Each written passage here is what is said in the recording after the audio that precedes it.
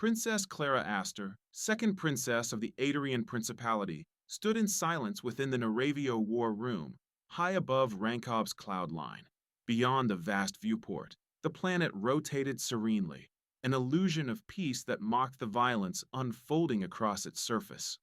On the central holodable, pirate freighters blinked one by one as boarding icons replaced hostile markers. The last cargo vessel had finally been breached. Clara allowed herself a small, measured sense of satisfaction. She didn't need theatrics. Results were enough.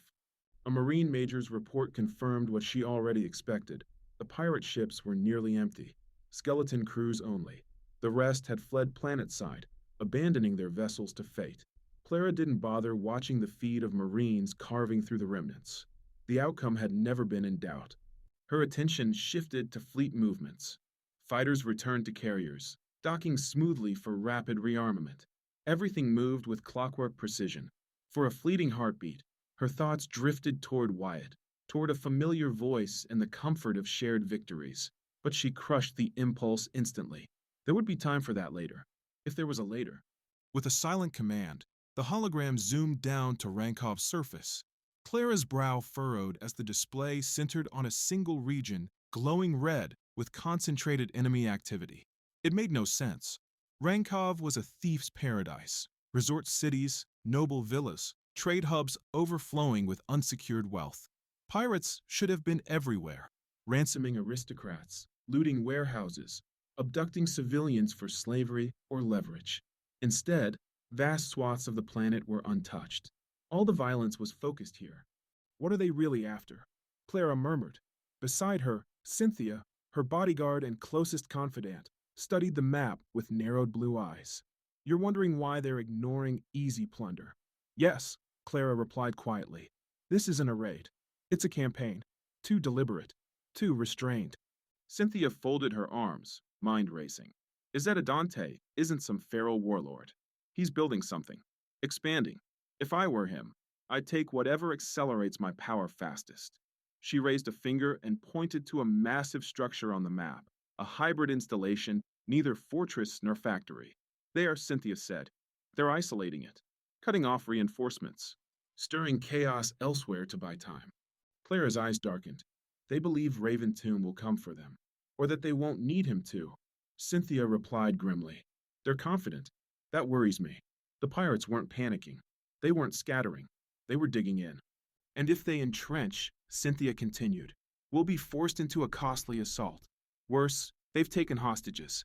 Clara nodded. Pirate transports had already been disabled, preventing mass abductions, but that only meant civilians were trapped where they fell. Human shields. Living leverage. Unleash me, Cynthia said sharply. I'll break their line before they reach the gates. No, Clara replied instantly, voice cold and final. You stay with me. What comes next will require you. She turned toward the command pit. Lieutenant G, status on communications with House Gartak. The red-haired officer answered at once. Planetary networks near the conflict zone are heavily scrambled. Ghost AIs and signal jammers are blocking everything. We can force a breach, but it'll be unstable. Maybe a minute. 2, if we're lucky. That will suffice, Clara said. Proceed. Waiting was agony. Every second felt stolen, control slipping through her fingers as events unfolded beyond her reach. She despised ignorance, hated acting blind. Finally, the signal punched through. A distorted image resolved into a battered command center. Sparks fell from exposed conduits. Smoke hung thick in the air. At its center stood a man in yellow and blue combat armor, cybernetic gray eyes flickering as he recognized her. My princess, he said, astonished. I scarcely believed the message. Enough? Clara snapped, rising to her feet. Identify yourself. He stiffened. Vueler Gartak, heir apparent of House Gartak. That alone was alarming. And the head of your house? Clara asked. My grandmother fled, Vueler admitted bitterly, secured herself in a private villa, and left me to defend Rancov. Clara's suspicion deepened. Why is this facility worth dying for? Vueler hesitated. Then Clara's voice hardened. Speak plainly. Do not lie. Do not omit. I will know. The man dropped to one knee. We were betrayed.